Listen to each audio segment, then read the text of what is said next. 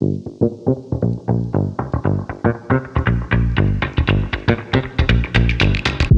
everybody. Welcome to another edition of Talking Elite Fitness. Sean Woodland, Lauren Khalil, Tommy Marquez here with you. We're all back from Miami. All of us more or less in varying degrees of being under the weather.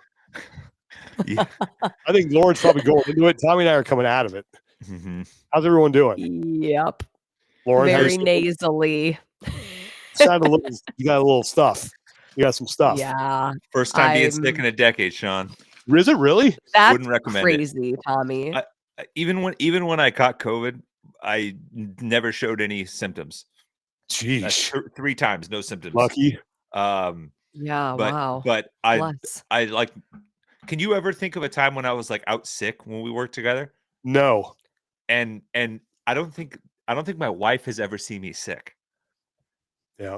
We were talking about this before offline. Like the only time she's ever seen me compromised is by my own doing, or by the when we caught the norovirus back at HQ when the whole office got taken down. I didn't. That was I remember that because I brought my lunch that day, and they brought I don't know what it was. I think it was like chicken or something that they brought in, and it was such a weird. It was such like a Lemony Snicket's like series of unfortunate events that it took down the whole office. I made fun of Marston I gave Marston some crap for like not feeling good because I thought he ate bad wings when we went out for a drink later, and then it hit all of us. And that was literally the only time my wife has seen me like compromised. So it was a little bit different. New horizons for us. Yeah. Well, hopefully we all make it through this okay. I feel a lot better. I got home, my wife has COVID. And so I'm like, okay, well, I'm going to get it. And I haven't gotten it yet. Like I've tested every day for the past couple of days and I'm negative. My son's negative. So fingers crossed that I'm at the end of this. I have like a month-long streak of just not being 100%. So, well, what we're going to do today, go ahead. I was going to say, I did have my highest Whoop recovery score ever yesterday. Dang. So I got home, I slept 12 hours. You felt a lot better. Sean doesn't know what that's like. I haven't slept 12 hours the past 3 days combined, probably. I went 12 hours, 10 hours on back-to-back nights. And I woke up yesterday and I had a 99% recovery. I don't think I've ever had that before. 99%? Good for you, man. I've never seen that. Hopefully that propels you to a full recovery by the end of this week. What we're going to do today is we're going to finish up talking about the offseason because with Wodapalooza being done, we're pretty much on to the regular season now. Offseason is over. We're going to wrap that up, and we're going to look forward to this 2024 game season with our top 10 questions going in to 2024. Before we do that, want to thank our sponsor for today. We got a great sponsor. We've had them before. They're back. Absolutely love them. That is Vuori, a new perspective on performance apparel. Perfect if you're sick and tired of the same old stuff. Tommy and Lauren are currently wearing their Vuori. I don't have talking points in front of me for this, and I don't need them because their stuff is absolutely amazing. Everything they make, whether it's their shorts, their pants, their shirts, their jackets, you can move around in them. They're super comfortable. You could work out in everything that they make. It's that stretchy and that pliable, and it looks great both in and out of the gym. And I'm super excited to have them back on board because now, once again, we can talk about their amazing joggers that they make. Oh, the buttery goodness. And I've officially thrown out all of my jeans because of their lifestyle pants that I can wear lounging or I could wear to a 5-star restaurant. And that is my favorite thing about them. Yes. They have dress pants that you can literally squat in. Like you could work out in these things. They're phenomenal. Tommy's muted. Tommy, I think you're muted. Tommy's mic came off, but I'm sure he's extolling the virtues of one of the pants that he wore in Miami. I was like, I need to send this link to all of my guy friends because these are the best male pants I've ever seen. Yeah. Yep. You're muted, Tommy. Muted. Weird. We got some technical difficulties with Tommy, but Tommy was rocking the Meta pant. He's got. I had some shirts that I got there recently. Some dressier shorts because I just I need those for the summer, so I got those when I could. But look, if you guys want to check them out, You can get 20% off now. If you're watching, you can scan the QR code on your screen. It will take you right to the website, and your 20% discount will automatically be applied. Or you can go to Vuori.com/talking elite or Vuori.com/TEF. Either one will work. Your 20% discount. There we go. 20% discount will already be applied, and you can just wrap yourself in comfort. It's the best stuff out there. Lauren, to answer your question, those were the Ripstop Climber pants. They're fantastic. Oh, yeah. Super durable. Dress them up, dress them down. Good for just everyday wear. I have 4 pairs of them. They're my favorite. I also got a pair of the Meta pants for the first time. They might be the best pants known to man. I mean, you can wear them dressed up for sure. They have the stretch. They look classy enough. You can wear them golfing. You can go out for brunch, whatever you want. I get compliments every time I wear them. Can't say enough good things about them. Yeah, I almost got kicked out of the store when I went. We actually have a Viori store here, and we went to. I would not survive. You just whirl yourself around all the clothing racks because you just want to touch everything and just be surrounded in all the softness. And they looked at me a little funny when I did that. I said, "Sorry, kind of an addict. This is the only way to get the fix." So, Vuori.com/TEF, Vuori.com/talking elite. Scan the QR code on your screen. It takes you right to the site. 20% discount applied automatically. All right. Love having them on board. Before we get into anything, we have breaking news here, everybody. Breaking news. Lauren Khalil saw a movie. Oh.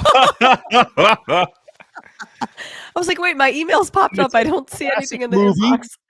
It's more than 40 years old. Oh, yeah. Saw it. Oh, my God. I think we should congratulate her on seeing a 40-year-old movie that still stands the test of time. It's an action classic. Lauren, what movie did you see?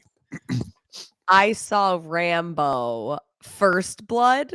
Yes, is that the official title? That's it. And give us your review of that cinematic classic. So I'm a little disappointed in both of you for not warning me that, spoiler alert, but dogs die in the movie. So that was, especially because you guys know how I felt about John Wick when the dog died in the first different situation here, but totally understand. Yes. Different situation. Like, these were bad dogs, but still, I was a little frazzled from that. But overall, I honestly was like, I think I want to watch the next one to see what happens. It did leave a cliffhanger that makes me wanting more. So originally he was supposed to die at the end, and they shot that ending. I think he dies in Richard Crenna's arms. Like I'm not sure what either Richard Crenna shoots him or he shoots himself, and something happens. But they've said no, can't do that, and they gave it a new ending because maybe there's a sequel. And there's been like 4 or 5 4 more. It's gotten ridiculous. First, man, really the only 2 you need to see, like that are good. There's one of the new ones where he's back in like Vietnam and Laos area is hilarious, just because after there's like a franchise that's been dormant for so long, and the action star comes back, he's old or whatever. You're like, I don't know how this is gonna work unless it just becomes a total shoot 'em up, and it does. There's as you get to the newer ones, there's a sequence where I think he's up on top of a turret that has this massive like iron shield around him. Yeah. And I want to say he shoots a guy through the kneecap, and his own leg comes off and kicks him in the face. It's like the best. It's fantastic. But first one's great. Once I turned the closed captioning on, it got much better, because for the first 3 minutes, I could not understand his accent. And I was like, we got to restart the movie. I don't know anything that's happened so far. Yeah, subtitles on for sure. Oh, some of the quotes too. I could have killed them all. I could have killed you. Was it in town, you're the law, out here it's me. Yep. That's great. Brian Denny, he's great in that. It's a really good movie. All right. Well, I'm glad you saw that and broadened your horizons. Okay.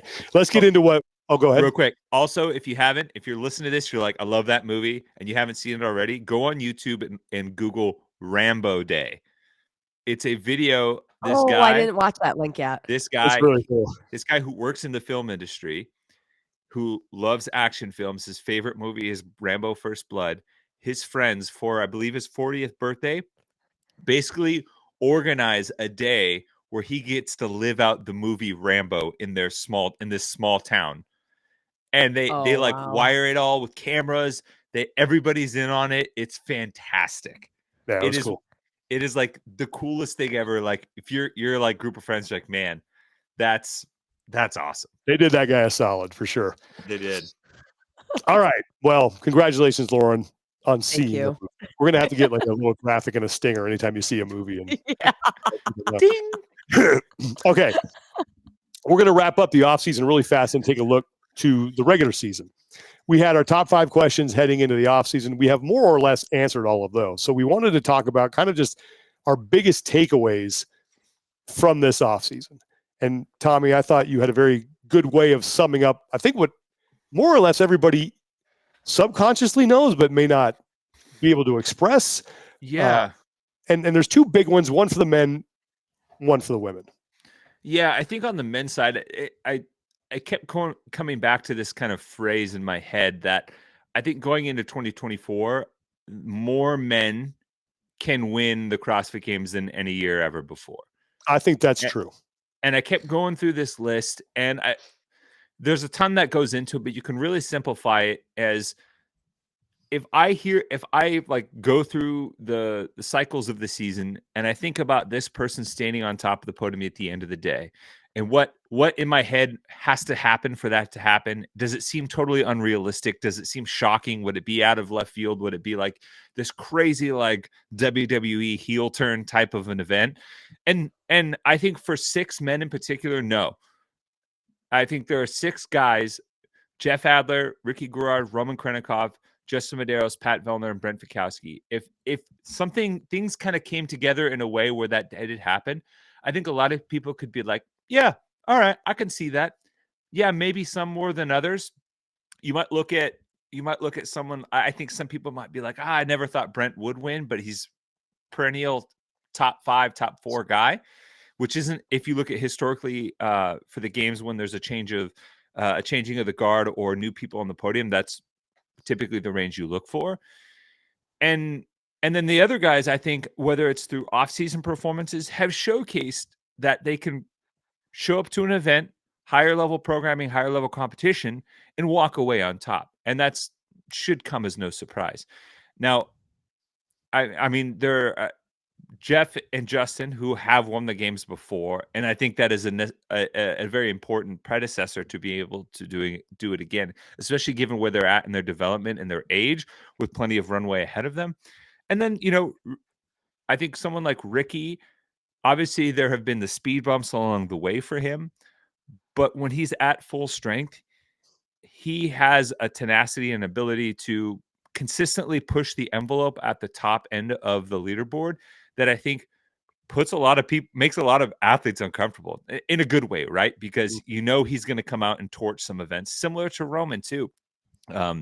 Their reputation precedes them in some of these tests where they're going to be out in front, and I think has a chance to dictate the pacing of an entire weekend. So 6 athletes. I can't think of another year in the open era where I legitimately thought that was the case.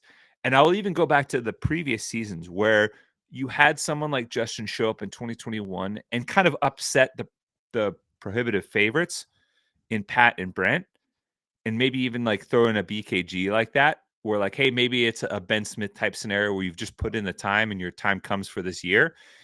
And then each year along the way, we started to add more components to it. So Ricky and Roman pop in, but you could argue that Jeff wasn't in the conversation.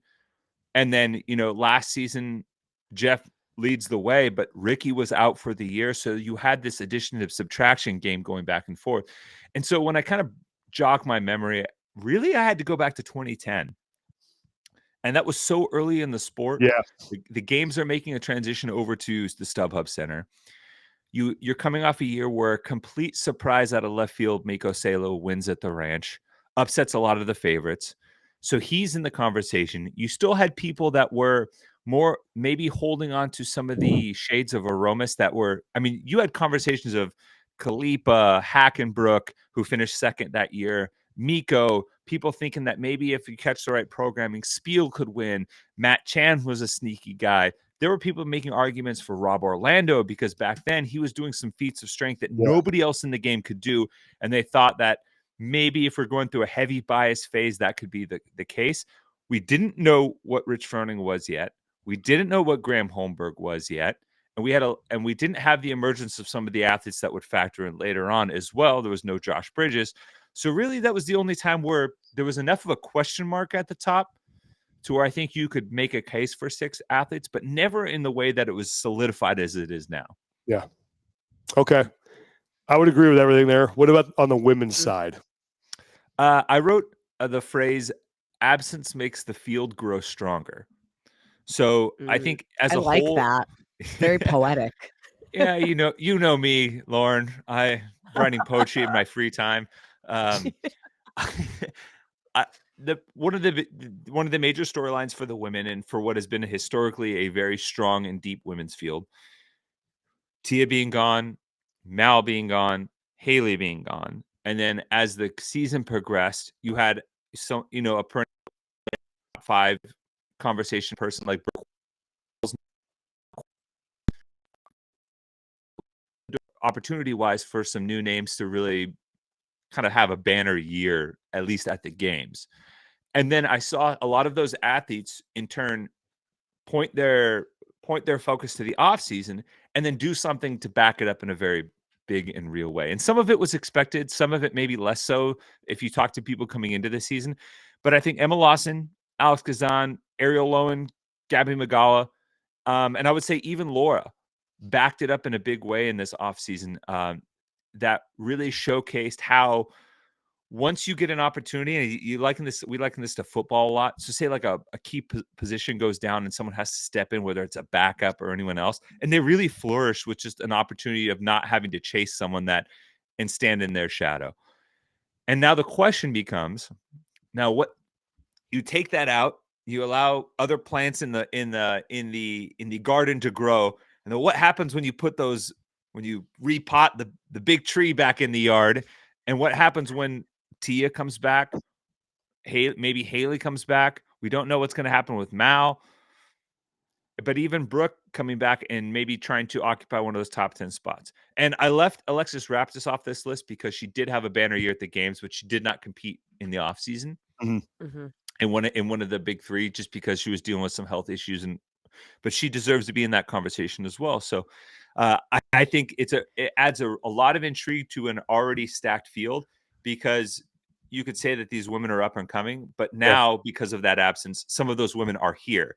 You come off the Emma Carey in particular too. It looks like she's firing on all cylinders, and now it's like, man. Someone mentioned. Go ahead.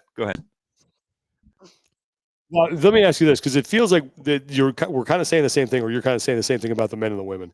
Tommy's frozen on my screen, by the way. I don't know if anyone else can see that. Mine too. That jazz hands going. But it feels like for the men, top end talent, depth at the top. I think you can make a legitimate case for all the guys that you listed, those 6.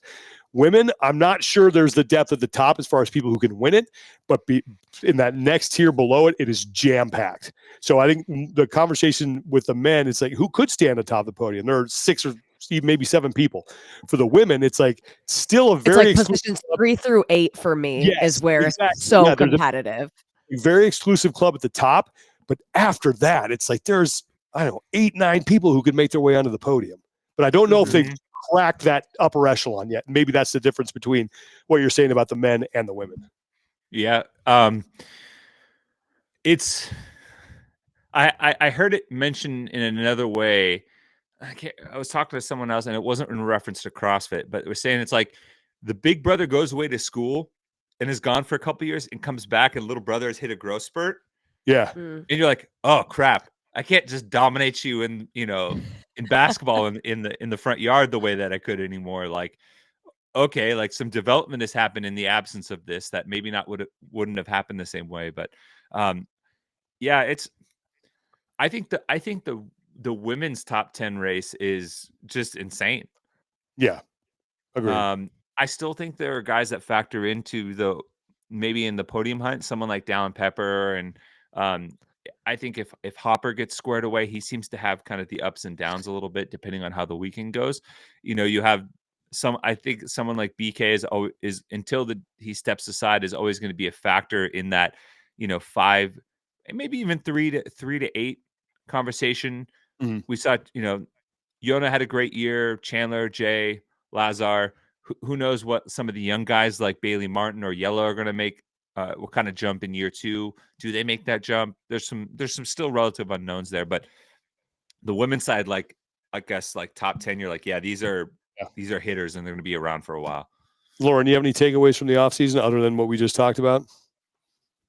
Man, yeah, I think just like the depth of field at the top is so extreme, and based on programming, based on like even when we look at the games, how many events are going to be outside? Not many. Taking a look at the athletes who would thrive in those environments, how is that going to impact the top of the leaderboard? And I think that all of those things that I'm thinking of from the off season transition really well into a lot of the questions that we have going into now the 2024 season. Okay, well, let's get into that. Let's talk about our top questions, because we batted some different ones around, talked about order. And we're going to go 10 down to 1, 1 being sort of the biggest one, 10 being not the biggest one. But all of these are still, I think, relatively important in the whole scheme of things. So we'll start with number 10. And this is what super teams will emerge as we head into the season. Because right now, there are a lot of talented teams, but I think there's only one quote-unquote super team, and that would be Noah Olson's crew. And correct me if I'm wrong on this. I don't know who else is out there at this 5 minutes. So he's made like formal announcements. Olson still has not made the formal announcement of their 4th member, but he more or less pointed to exactly who that person's going to be when he was on our show and said, whoever's out there with Lena and Annika, that's our 4th.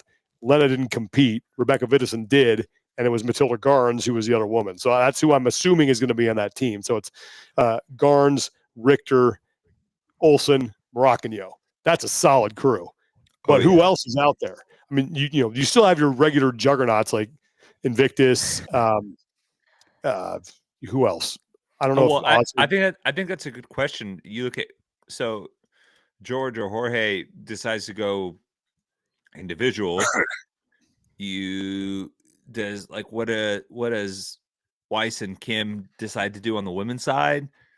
I think maybe Josh Alchama has something cooking up for the team competition. I'd have to talk to him more. He hinted at some stuff to me when we were chatting, and I was supposed to link up with him at Wadapalooza, but didn't get the chance. But I think he might be cooking up something. Who's this? Joshua Alchama. Yeah. I think all eyes should be over on Invictus and the other members of Chandler's team. Yes. Chandler's team. Yeah, Chandler. He's announced that he's going to compete on a team. Has he not? He's alluded to it. I thought he was going to go official. I think he was going individual. No, I don't think anything's official, but I think if Chandler is on a team, I think that is a team that would go toe to toe with Noah. Well, it depends on who else they get.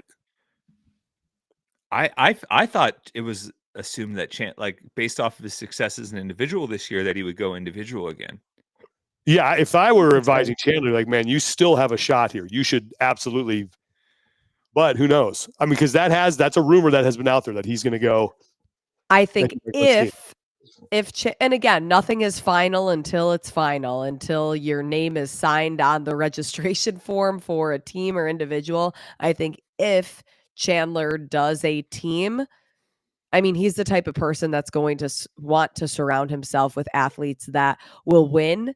And as much as him and Noah are bros, neither of them is going to want to lose. They're going to want to beat each other. And I don't think either of them would put them in a situation that's like, yeah, team is for fun, but we're also competitive athletes and we're going to want to win. Yeah. Well, right now there's one quote unquote super team, and I don't know who else is out there. And I'm really curious to see what's going to emerge. Will there be an Oslo team again without Lena? I mean, you would think they have so many great athletes up there. Yeah. I mean, there's so like that is one gym that always fields a team, Invictus always has a team. Butcher always find a way in. I mean, Nordic, which had the RX Performance ladies at Wodapalooza. There's a host of European teams that could put together a very, very strong. You look at maybe No Shortcuts, what that team looks like this year. I mean, obviously OBA. It looks like Kelsey's going to go individual. She said she was. Kelly Baker said she was going to go individual again. So some very strong team athletes that are making the switch. All right. That's question number 10. Number 9, and this is one that we'll have an answer to relatively soon. Will the Open continue to grow? Since the sort of weird years there, 2018 / 2020, there was a dip. Since then, Tommy, correct me if I'm wrong, we have seen it start to registration make have more of an upward trend. So to the right, up and to the right. But will we continue to see that? Well, I mean, the other day, Chase Ingram spoke on Death By that their registration numbers up until this point were higher than they've been since 2018. So I think the trajectory, at least up until now, I know people have about a month until the Open starts, a little bit more than a month. And Tommy, offline, you gave a great analogy of the relationship between people signing up for the Open and people getting their homework done. Yeah, that's always how it is. There is the teacher says, "All right, you guys got a project, right?" And they're the people that go and hammer it home right away. Let's knock this out. And then there's a lot of dead stuff in the middle. And then there's the crew that is, it's 8:30 p.m. Sunday night. Projects due Monday. Mom gets a knock on the office door. Hey, Ma, is CVS still open? Because I forgot I had this thing due tomorrow. And then it becomes a mad dash to the end. And every year that we worked at CrossFit, that's how Open registration trend. Huge peak, kind of a lull in the middle, another peak to close things out. Huge surge. We're talking 100,000 plus people in the last few days of signing up. And so, as Sean mentioned, there's three consecutive years of growth. There was the 320, a little over 321,000. I mean, the record I want to say is close to 400,000. 2018 was our best year, right? 2018 was the best year, and I think the pre-COVID year there was still a dip. 2019 was like 357, and I think a lot of that was people. Obviously, there was a dip. I've always seen Open registration as a bit of a proxy for people's temperature on what's going on in the space, whether that's what HQ is doing, how they feel engagement in activity is going on in the space. 2018 all-time high. That makes a lot of sense. That was the last year that everything was intact. 2019, a ton of changes. People were really unsure, but you had some competitions go before the Open, like Wodapalooza and Dubai, that I think buffered some of the effect. I think a lot of people, when you saw the first Open announcement turn on, and everybody was like, "Oh, yeah." Then that led to a massive drop off in 2020. Obviously, the world changed after that, and then new ownership comes in. People are like, "Okay, I'm a cautious, but maybe slightly optimistic." You start to see an uptick.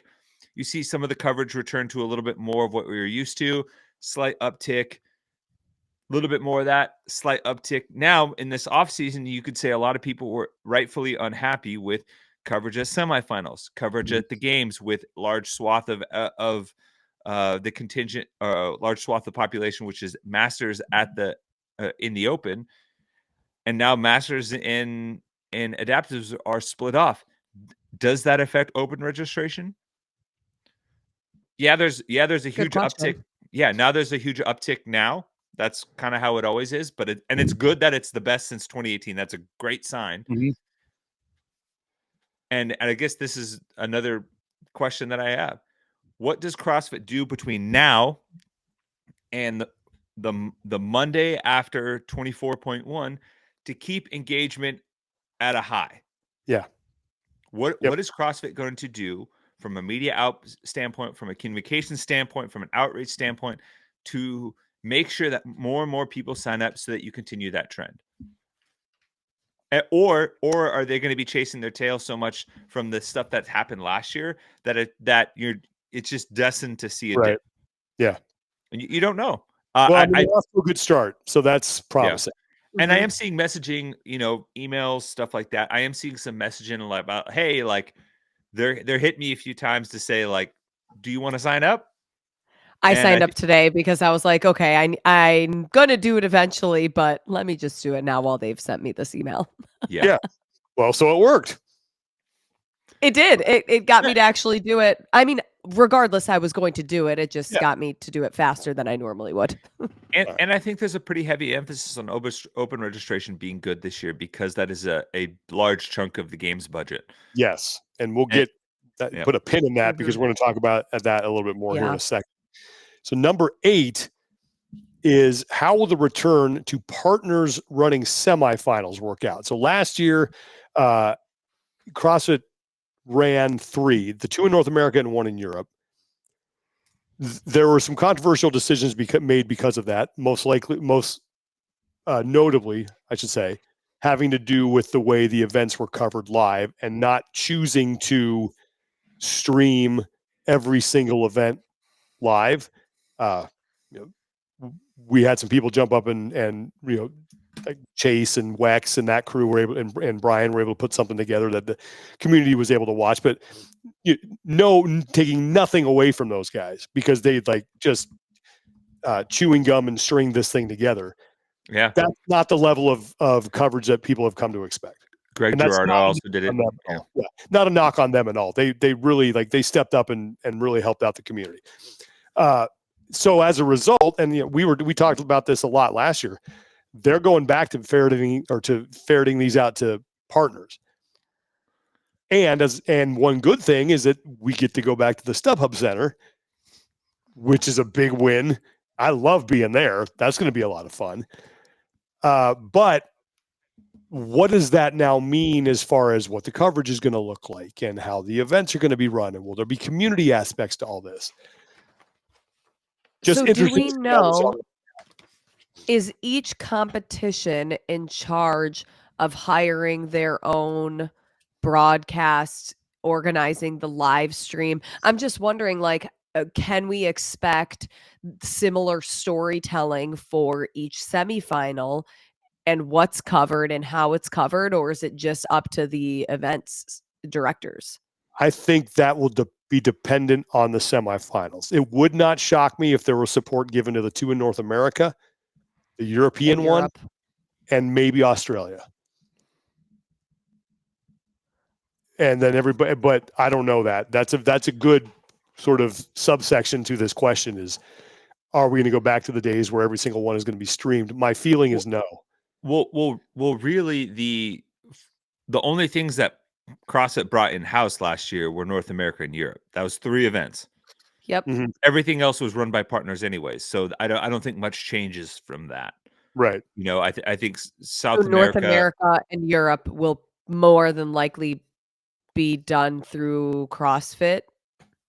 I don't know through CrossFit, but there might be some sort of support or help given there. It's not like, all right, here's your competition, you're on your own.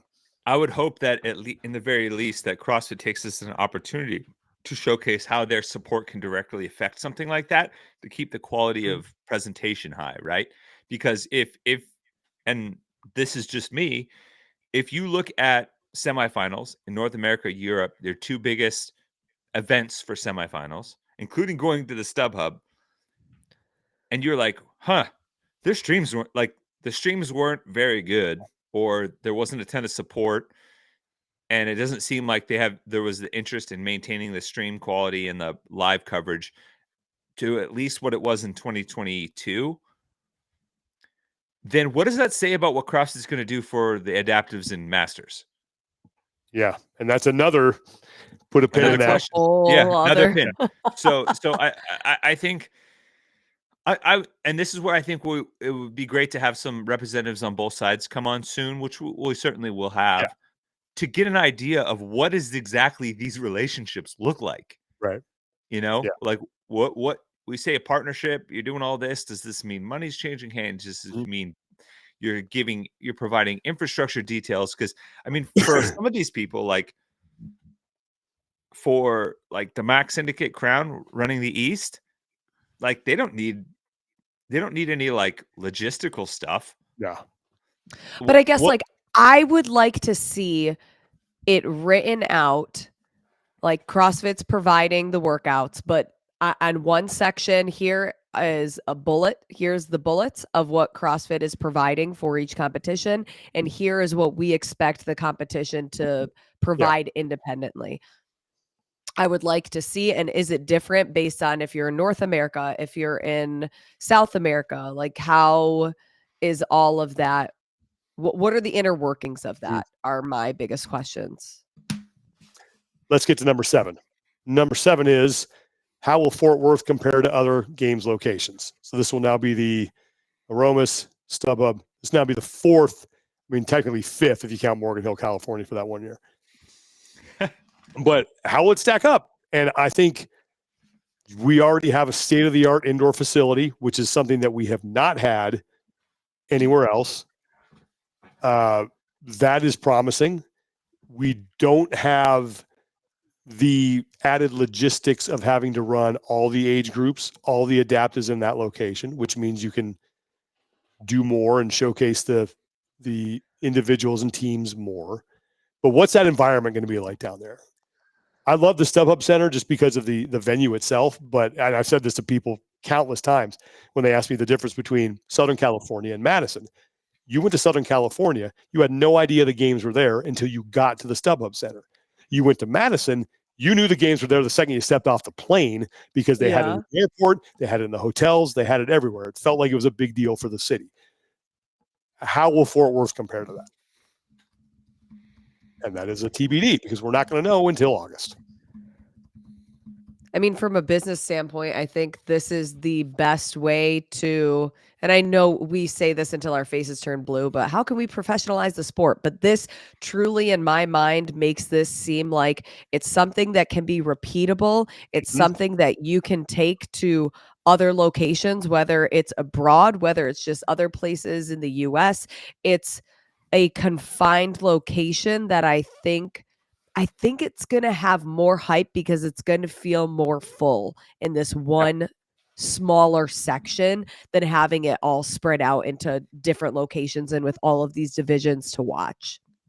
Agreed. And I think because you can do things now in a more finite window, it makes it a lot more appealing to television. Yeah, that's for sure. And that's what we want. More eyeballs, more people who have never been exposed to CrossFit. That's how you get people into affiliates. And not only more eyeballs, but more eyeballs on live competition, right? So if you have a 3-hour window, how many live events can you do in there? Yeah. So you could maybe get 2 individuals on one teams, depending on what the duration of those events are. But a lot to be determined. But I love the fact that it's a state-of-the-art facility. That should help with at least the broadcast aspect of it. Everything I've heard about that venue is awesome. Yeah. Yep. And that it also provides, on top of being a state-of-the-art facility, provides a very good foundation for presentation. Yes. Like it's weird to think, but like some of these older stadiums, they don't take into account how events are covered from a visual standpoint. So certain things don't fit in the same way. And now CrossFit, I would say CrossFit did a tremendous job of transforming the Align Energy Center year in and year out. If you looked at that place when it wasn't the games, you'd be like, I remember going, and I tell the story a lot. There was an open announcement there in 2017.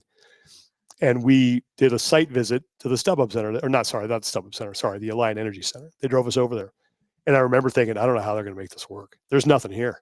There's just nothing here. And you're absolutely right, Tommy. They did a fantastic job of transforming that place. Look, they don't have to build an outdoor stadium anymore either. They would have to build an outdoor facility in the parking lot at the Align Energy Center. It was something like 1 million gallons of concrete got poured. Crazy. Poured every year for the North Park.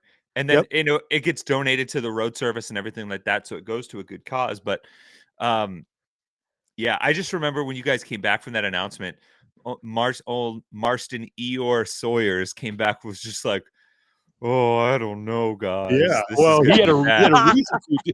I mean, I'm telling, there was nothing there. It was you saw the arena and an empty parking lot. Yeah. So, Mm-hmm.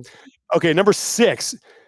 This is an interesting one, and we decided to include it just because I think it's good for discussion. But number 6 is, will CrossFit's leadership stabilize in 2024? And I think there's a couple ways to look at this. I think you can make the case that there is some stability there already. When you look at people like Don Fall, who's been there now, he's entering his 3rd year. No, he's still in his second. Close out his second one. So at the games, it'll be start of year number 3. Adrian Bosman has been there for a long time. Dave Castro, Nicole Carroll, Austin Malialo. There are people who have been there for a long time. But there's also a lot of churn in some of the positions that orbit the CEO. And that's, I think, what everybody is looking at as far as, can this stabilize? Yeah, and I think the criticism, or maybe the hope for a lot of people, is that, like, yeah, you have these people that are very capable and have been involved for a long time. You know, specifically, you know, Adrian, Dave, Austin have been around and with CrossFit forever. But if people are looking for, and I guess it depends on who you talk to, because I think maybe it's a little divided on this. There are people who are like, yeah, but we need some new and fresh ideas on how to get this business back in a good spot, how to market and speak outside the bubble and all these things. And I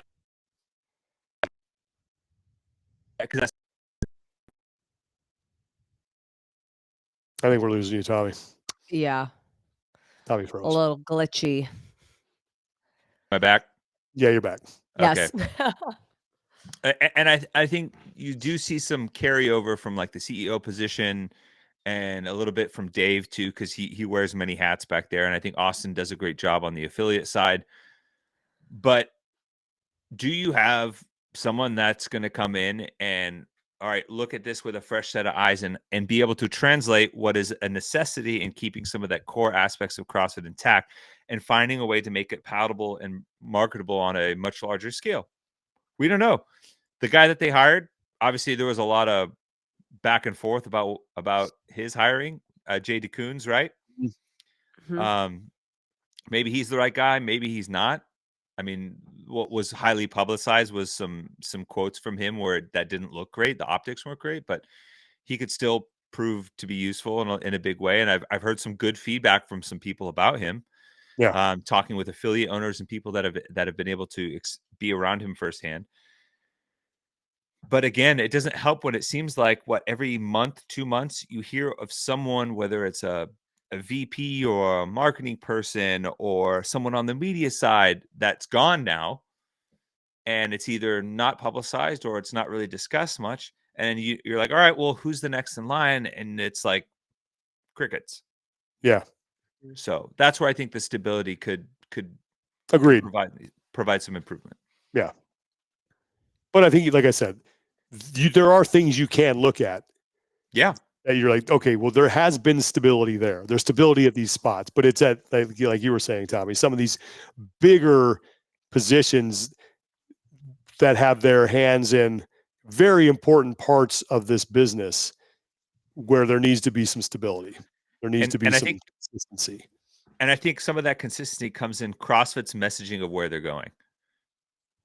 Like in terms of, like, real actionable, this is where we're going and we're going to show you.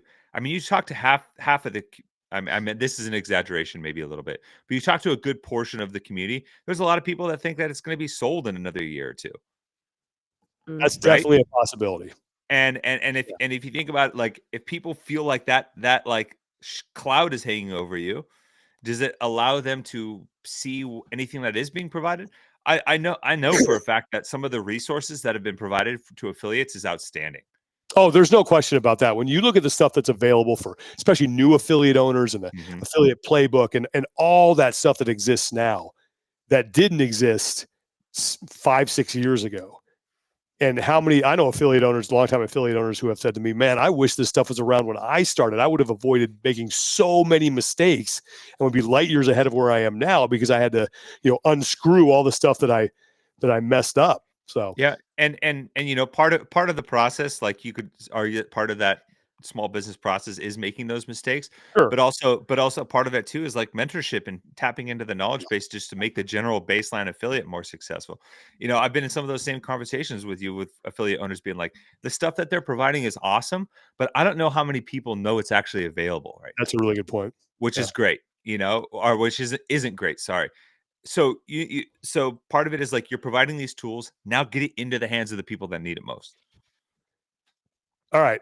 Lauren, you have anything to add to that, or should we move on to the next one? No, let's move on to the next one. Okay. I think I was just looking at some articles for, I think it's the next topic. Ooh. Okay. Number 5. Are both Mal O'Brien and Haley Adams going to compete? I know one of them Tommy, is. go ahead. I think you have some insight. I know one of them is. I know Haley's for sure going to compete. She said so at Wadapalooza. Yep. I was there for an interview at the Whoop booth activation alongside the Buttery Bros, and I believe Marston, you know, the interview maverick that he is,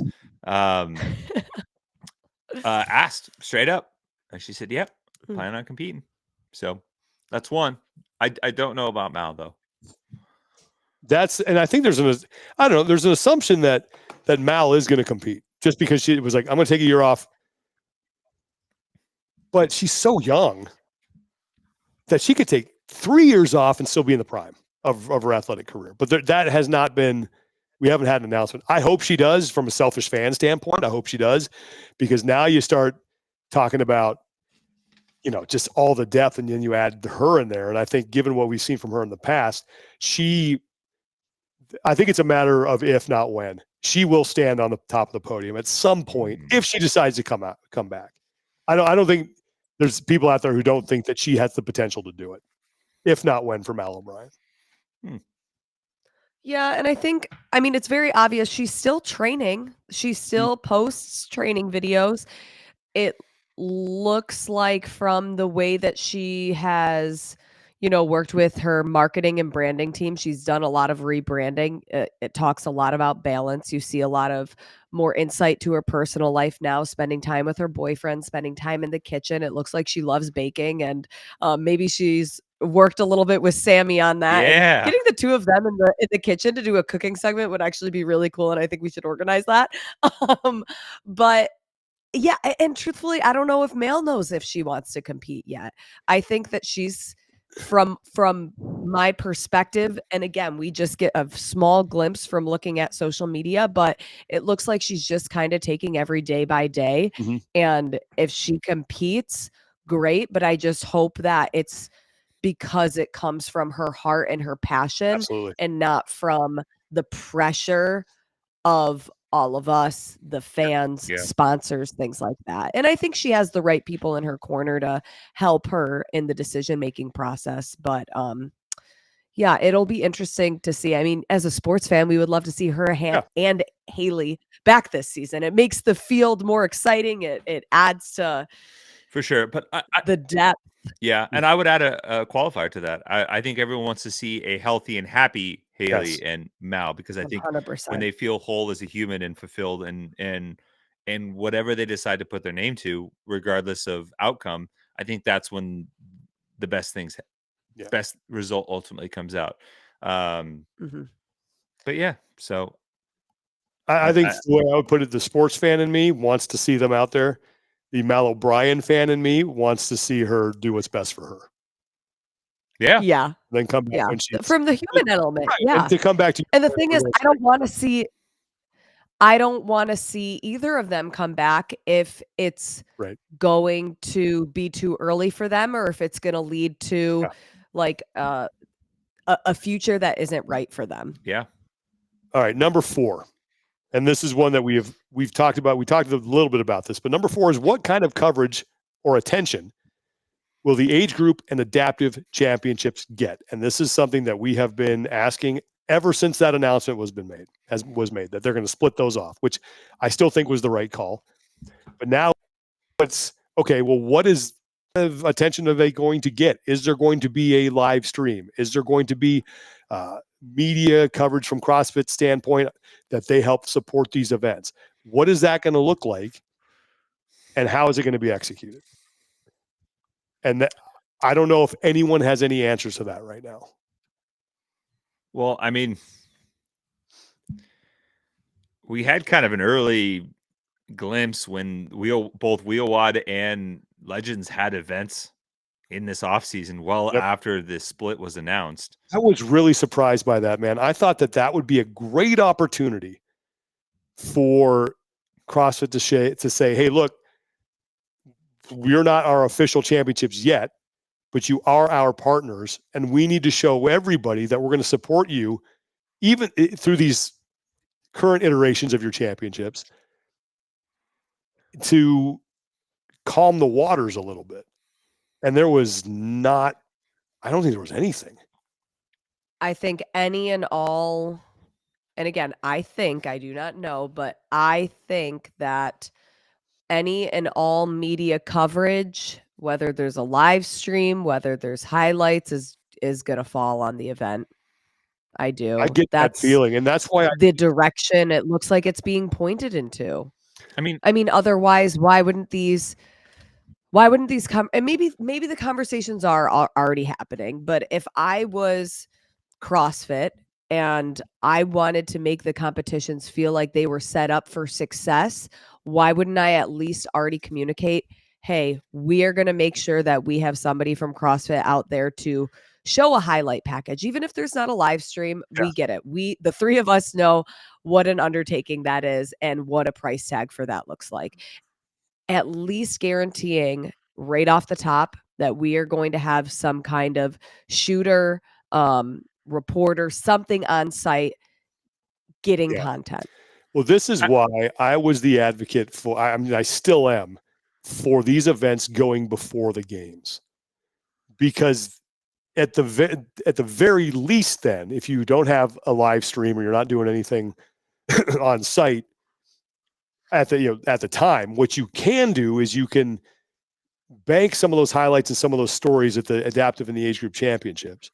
You can create human interest packages or highlight packages around them.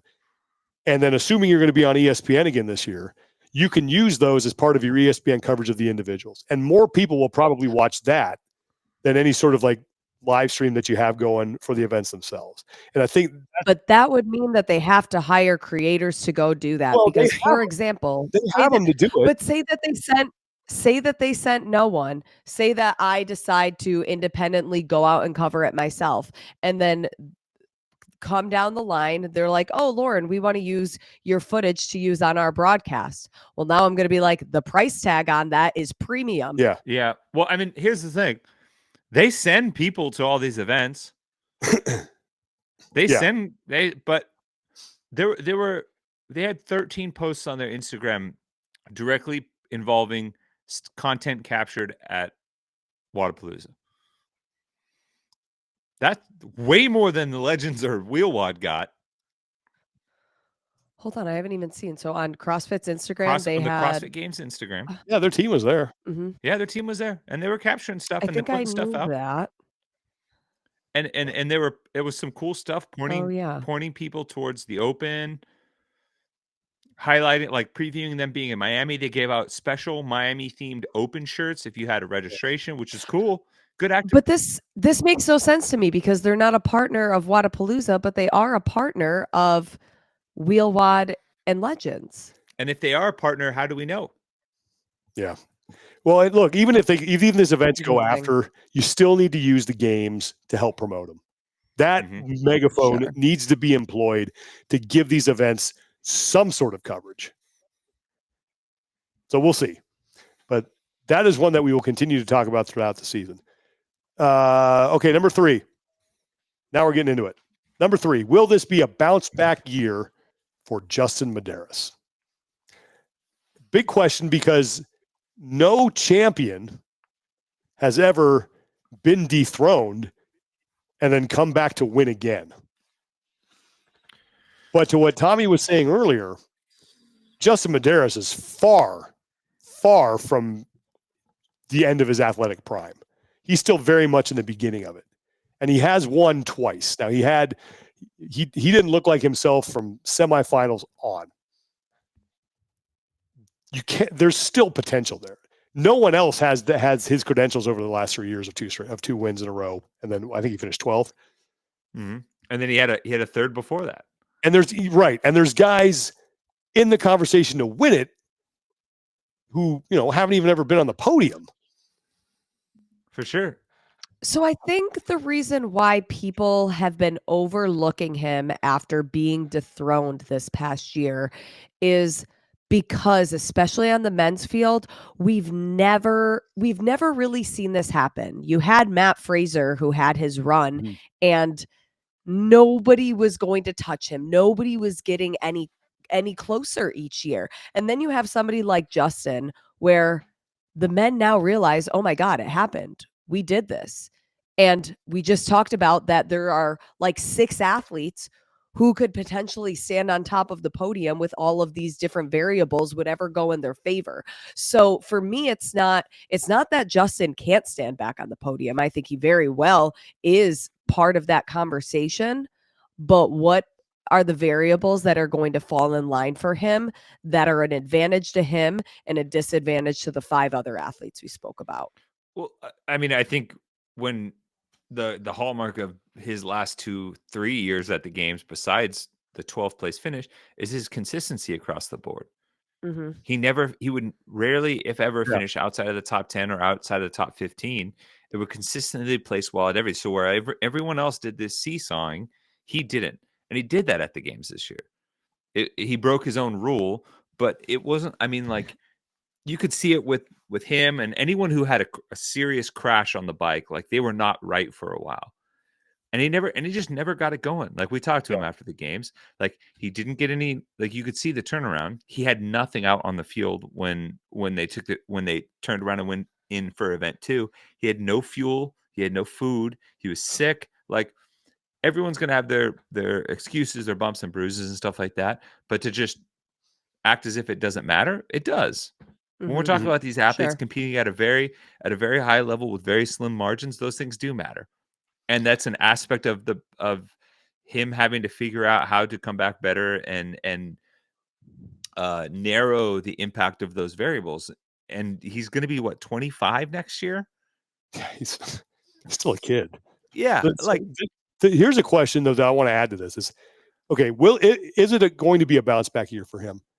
Well, what would it have to be, that final finish have to be for you to say, oh yeah, that is a bounce back finish? Top 5, top 10, podium? Top 5. I would say top 5 as well. Top 5. Just because of the happiness is measured by expectations. And the expectations for him is that you're a podium athlete. So top 5, I think, is where you could probably have to draw that line. For a long time, this is early days of CrossFit. It was very uncommon for a winner to come back and finish in the top 5 the following year. Yeah.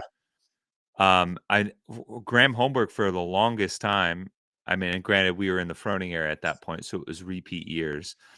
But when Graham Holmberg finished 4th in 2012, in 2011, everyone's like, that was actually like a legitimacy point for him to prove that it wasn't just a fluke that he won. Because it was like, oh, the previous best year-over-year finish from a winner was Kalipa finished 5th in 2009. Yeah, and I want to say Miko finished 5th too, so it was like a back-to-back year. But I think Lauren just whacked herself. I did. You gotta wear your podcast helmet. We're okay. I know. Put me in a bubble. So I think there are enough variations that can happen behind the scenes that can change things from 3rd to 5th. And I think if he's in the podium conversation all weekend long and he finishes inside the top 5, I think that's a huge bounce back year for him. Also knowing that there's room to grow over the next 4 to 5 years for him. Because in any other sport, at 25, you're a couple years into your professional career coming out of collegiate athletics. You're like, all right, now this is when things start to get good. Mm-hmm. I mean, if you're like an NHL player, you're probably in your 8th year if you're good, and you've still got plenty of time ahead of you. If you're a gymnast, you're retired. Exactly. Yeah. Next one. This is number 2. What other sponsors, if any, will join the CrossFit Games season? And sort of the subsection 1A to that is, prize purse. Because in the past, the title sponsor has always had a very big hand in the prize purse. We don't have a title sponsor right now. We have. Can we start at the prize purse and then work up to the overarching question? So just when I was doing some research on kind of the trajectory, there we go, with prize purses, every year it has either increased or they've been able to pay out more athletes. Right. So if we look at the prize purse from this past year, and we want to loop in semifinals as well, that since Noble was the title sponsor, they were the ones that flipped the bill for the $431,000 that athletes got in semifinals. Wait, that all came out of their pockets? I believe so. The whole total. Okay. I don't know. Yes. And then the $2.945 million at the games, that was in 2023. So that went up from the previous year that Noble flipped the bill for, just for the games, was about $2.5 million. Okay. So every year it's gone up. Last year they paid out more of the standings. I couldn't find where. So this is 1 through 10 for men and women at the games. But I mean, that is a huge prize purse. If the title sponsor isn't paying it, are you going to expect the clothing sponsor or the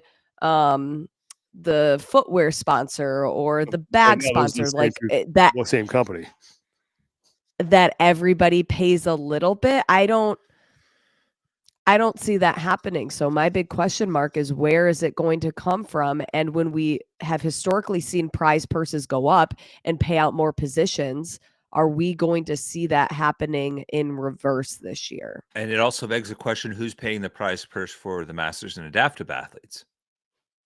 I was just thinking about that, because is that now taken off the books? Process plates. Yeah. And it's up to the masters and adaptive to come up with sponsors that support that?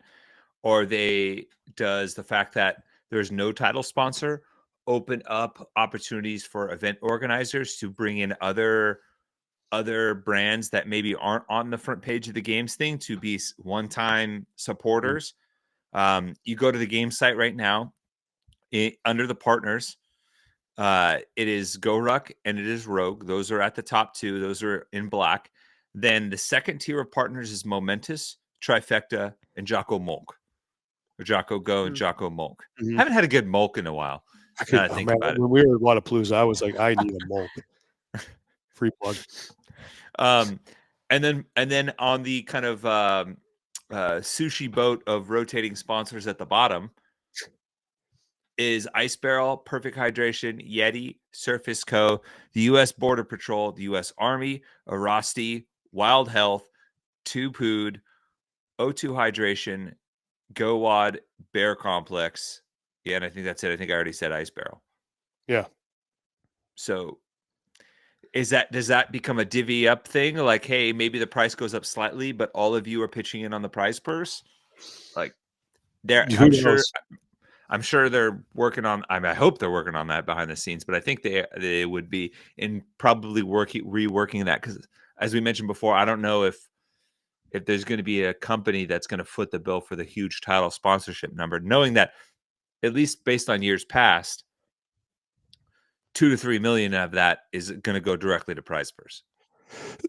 It is an interesting. And I'm sorry, I did misspeak before. Last year was the first year that all individual athletes 1 through 40 got some kind of payout. Yeah. Prior to that, it was only top 20. Okay. Let's go to number one. Number one question. No, I don't know if this is a big shock. Can Laura Horvath prevent Tia from winning number 7? And man, right now, 7 feels kind of inevitable. Tia gave Laura everything she could handle at the Rogue Invitational, and Tia wouldn't say it, and I respect the hell out of her, because she didn't make any excuses. But Tia Toomey was not 100% at the Rogue Invitational. And that came down to the final event with a whole season of training under her belt, knowing what Tia Toomey is capable of. To me, it almost feels like an inevitability right now. Now, a lot can happen. And I don't want to take anything away from Laura Horvath. But I don't know. I hope it's close. I hope it's exciting like it was at Rogue. But Tia has been just such a force of nature at the CrossFit Games. I don't know if anything can stop her.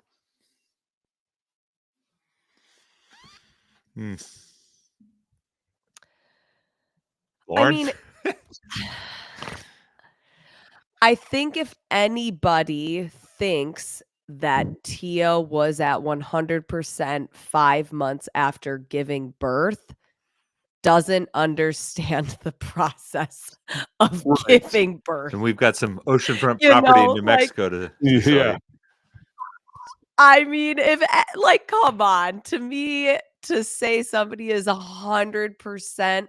I mean, Tia wouldn't say that she was 100% 5 months. Because she never used that as an excuse. She never said no, but I did see some people make the claim that she was at 100%, and I'm just like, ridiculous. But who wrote this? Who is saying this? Yeah, and again, it's what stinks. What stinks for Laura is like she's almost in the Graham Holmberg thing when Rich fell off the rope. It wasn't Graham Holmberg won the CrossFit Games. It was Rich couldn't climb a rope. And now you fast forward to Laura winning the games. It wasn't, Laura was the fittest on earth. It was, Tia wasn't there. And that's not giving Laura the credit that she deserves. And then Laura backs it up with a win. Because it's sport. It's the same thing as if an athlete gets injured, in the same way that people are like, well, if Roman didn't hurt his foot, would he have still beat Jeff? It's sport. Like, you can't say what if. You can say what if about any situation. It's who can be the most resilient through a weekend of competition. What time of year does the competition happen on? Are you having a child? Are you doing other things? There's so many variables that I don't think it should take away from Laura. I think that maybe Laura could have learned a few things from where Tia is right now that might impact or change her training. Maybe not at all, especially if you know Laura. She has her blinders on and she kind of just beats to her own drum, and I love that about her. But I don't think any of us know how at both of their bests they are going to go head to head, because to me, this is a different Laura than it was a year and a half ago. This is going to be a different Tia than it was a year and a half ago. So to just give Tia 7, I don't know. I think a lot can happen. Oh, I do too. But if you're asking me to put money down right now, I mean, how do you bet against Tia Toomey? Well, I guess part of it too depends on what kind of programming we're going to get in Fort Worth. True. If we, what's one type event that Tia typically dominates year in and year out? Like a longer. I mean, look at what you did at Rogue with that first. A longer event. One's was swimming. Swimming, yeah. Which what did we not have at the games last year? And you didn't get no swimming. Yeah. No, it's a good point. But even then, I mean, over 12 to 15 events, I don't know. I hope I'm wrong and this is not a settle, like it is in doubt. I really do, just from a sports stand in me. I'm like, I want to see excitement. But how do you bet against her is what I'm asking. I mean, that's almost two separate questions, right? Like, where are you going to put your money? But also, do you think that is it in doubt? Like there's as much as I like to joke, there are lead pipe locks of the century of the week when it comes to sports betting, but you never fully know. True. I know. And just because I put my money down on something doesn't mean I don't think that there's doubt. Like, do I think Laura can beat her? Yeah. And maybe Laura, like maybe in that experience at Rogue, regardless of where Tia was, she showed up to compete. If you show up to compete, I'm going to hold you to the highest standard. Yeah. And and in that moment of holding you to the highest standard, I beat you. Maybe that taught her something. Maybe that gave her some sort of added edge. Maybe that, almost quoted the other guys. Now we have a taste for line. Line tastes good. I want some more line, and we will hunt you where you are, and we will track your family down. Maybe she got a taste for beating Tia. I mean, there's something to be said for the mental effect of just knowing that you did it. So anyway, it'd be fun to watch that play out. So those are our 10 questions heading into the off season, and we will look forward to checking in with those regularly throughout the season. I will say this: if someone, and I think that with some growth on a few aspects, I think there are a few women that could enter this conversation.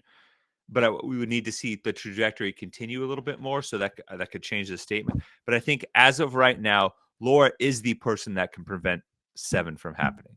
And I think that's a better way of putting it. Yes. Laura is the woman. Your best person out there to fight that fight. Absolutely. Yep. Laura is the person that can stop 7. Yep. Okay. All right, those will be fun to check in on as we move. It's like when they sent the commander in to Rambo to get him out. Full circle movie reference. I love it. Movie reference. Good job. They drew first blood, sir.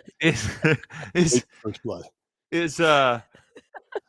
Is it a full moon out or something? I don't know. That was well done, Larry. I don't know what's happening. Very good. Thank you. Very good. We're proud of you. I used a lot of brain power to find that nugget for you. Mean, not only did you acquire the knowledge, you put it to good use. I feel like if anyone were playing the TEF drinking game right now, they would have to shotgun a 5th of vodka.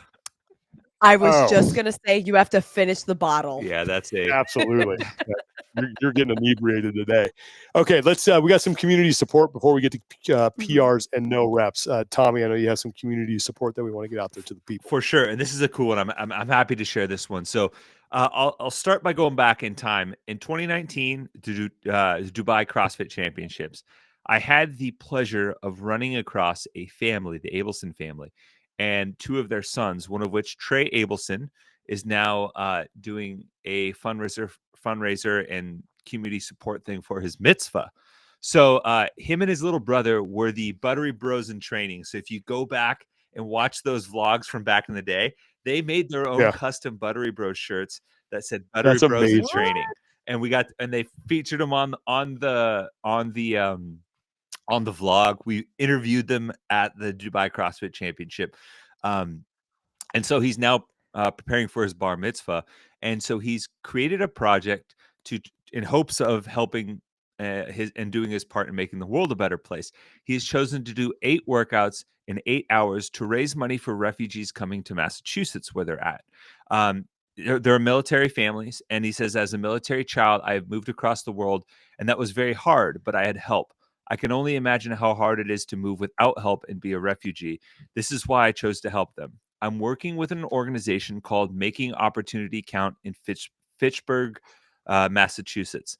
The event's going to take place on January 27th. So that's 9 days from now. So that's a week from this upcoming Saturday.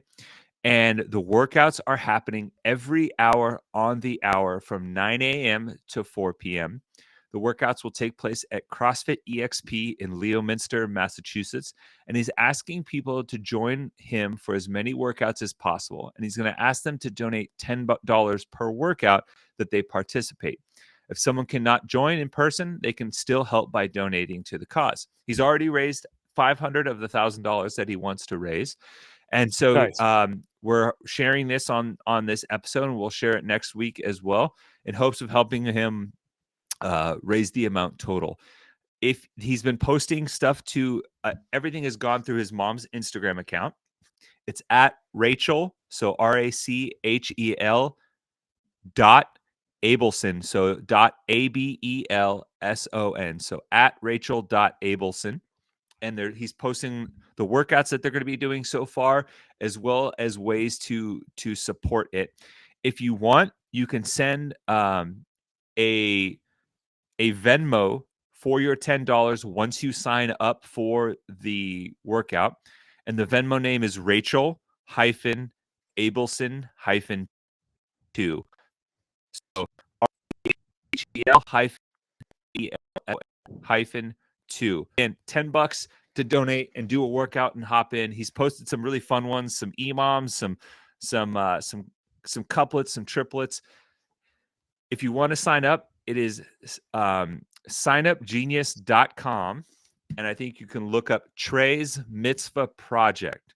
So I'm also going to post something on our on my personal as well as our TEF stories that gives you an option to sign up for it too. So signupgenius.com, Trey's Mitzvah Project workouts, or you can go to that Instagram account that I listed, and people can support it. So really cool that this young man who had the opportunity to meet when him and his brother were tiny, and it's crazy. He's like grown like a full since I left off, just to help others with the world.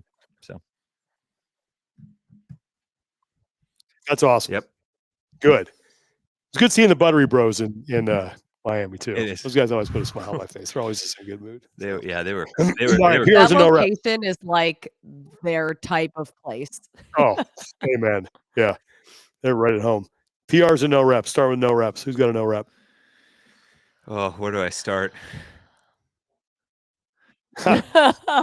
I'm gonna no rep. I was gonna say American Airlines. I'm gonna no rep Jara Jones, old Jara, because he's still gonna coach. He's still coaching the team. The Cowboys got embarrassed this past weekend. Their defense offense was completely out of sync, and they scored a bunch of points. I'm still team total over, by the way, which is great. But this is another year where the Cowboys do great in the regular season. It looks like the expectations are high, and then they come out and lay an egg in the playoffs in a way that they looked undisciplined. They didn't look like they were well prepared. And everyone expected changes to be made. Look, I like Mike McCarthy. I met him at the combine. Good dude. Seems like he's a football guy through and through. But this is the same script that is played over and over for the Dallas Cowboys. Success in the regular season, failure in the postseason. Have not been to a conference championship since 1995. I feel for my brother. I have witnessed all three of the Super Bowls that the Cowboys have won them on. My brother missed it. He has only known pain.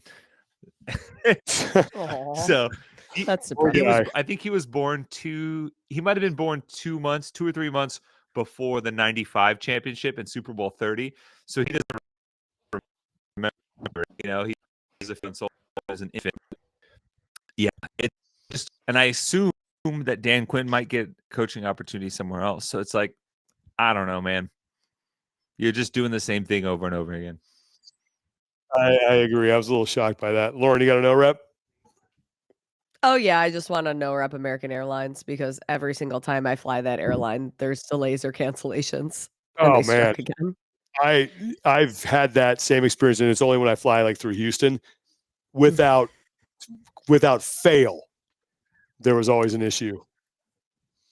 I'm just like, why? I do not understand. And then when they change your gate from like D1 to gate D89, that's like the worst. It couldn't be further. Yeah. What happened? Yeah, like, what happened? How they get that far off? I don't know. That's a good one. I got a no rep just red zone offense. If the Rams score once in one of their 3 possessions, they put that ball in the end zone. They're getting ready for a matchup with the Buccaneers. But congratulations to the Detroit Lions. I hope you guys go and win the whole thing. I'm on your bandwagon right now. PRs. Baker Mayfield. I'm going to PR. Yes, I'm going to PR. I got to meet a lot of cool people at Wadapalooza, and a lot of people said hi. But it's always special when you meet like a kid. And this girl, Lyric, and her mom, I think her mom's name is Jamie, they stopped me and I had a brief conversation with them. And that was just really cool because Lyric was so happy to be there and was having a great time and gave her a pair of sunglasses and talked to them briefly. I think they're from, I want to say Nova Scotia or Newfoundland, one of the two. I can't remember. I'm sorry. But those are the interactions that leave a real positive, lasting impression on me. And I thought it was cool that they said hi, and I really enjoyed meeting them. No doubt. So shout out to Lyric and Jamie for putting a smile on my face. Really appreciated it. Lauren, PR. Yeah, I definitely want to PR all of the people that we met and were able to give sunglasses out to and stop to say hi, or they watch the show or take pictures. But I also want to PR that group that we saw through the window and that was then awesome. Yeah, they stopped by. That was came cool. and joined us live on our podcast one night. That was really cool. It felt very game day-esque, where you have the fans right there, and that just, I mean, that was one of my highlights. It just was really fun and unscripted, and we love that kind of stuff. Mm-hmm. I was basically just gonna PR the Tampa Bay Bucks for sending Philly home and making the super misery making super wild card Savage. weekend not a complete bust. Yeah, but yeah, I guess similar all conversations that we had in person out there. So every time we would walk through Vendor Village and everything like that, we could have a chance to stop and talk with people, and had just some awesome conversations through and through from people traveling honestly all over the world, and you know, former athletes and hockey fans and kids and families and stuff like that. It was just super cool. Having those touch points are super important, and it's always fun to like get back together with a lot of those people that we spent a lot of time with. I get this a lot. People, when we meet people for the first time, they always say like, we feel like we know you. And I'm like, that's because you do. Like that's kind of what we hope for. And we appreciate that, because it means you take the time to listen and listen intently. And we kind of, I don't think we present. Definitely don't say that. Yeah, I don't think we present ourselves any other way than who we are. So we certainly appreciate that, and for those people that we get to meet at these events. Yeah. Oh, brief PR to God's Country Coffee, Dan and Alex, for keeping us caffeinated. Oh, that was they came in clutch a couple super times. Helpful. That was huge. So and Dan, poor Dan. All right. Even when the Browns just punted it on Saturday. Man. All right. That is going to do it for today. We have some good stuff in the hopper. We're going to bring on, we're efforting Brett Fikowski and Dylan Malitsky. We talked to them before Wadapalooza. Want to talk to them afterwards about how that whole initial partnership with the PFAA and Wadapalooza went. And hoping to bring on Jimmy Letchford, the president of GoRuck, to talk about their partnership and what it entails with CrossFit. So a lot of good stuff coming. Have some other things out there as well. So it should be fun. We're barreling towards the Open. We're only a couple weeks away, and then we're in it, and we'll be talking about being in Fort Worth and the games before we know it. So it's going to go fast. Buckle up. Thanks so much, everybody, for listening. Thanks to our sponsor, Viori. Scan that QR code, and you will immediately have that 20% discount added to your cart. Shop away. Just some fantastic clothing that you're never going to want to take off your person. And Vuori, it's that Vuori.com/TEF also gets you there too, right? Yep. Correct? Exactly. Or Vuori.com/Talking Elite. So you have several options. Okay. To quote Pat Sherwood, couldn't be simpler. Just go get your 20% off and just up your comfort and your style. You can like randomly pick anything and you're going to love it. Trust me. Yep. All right.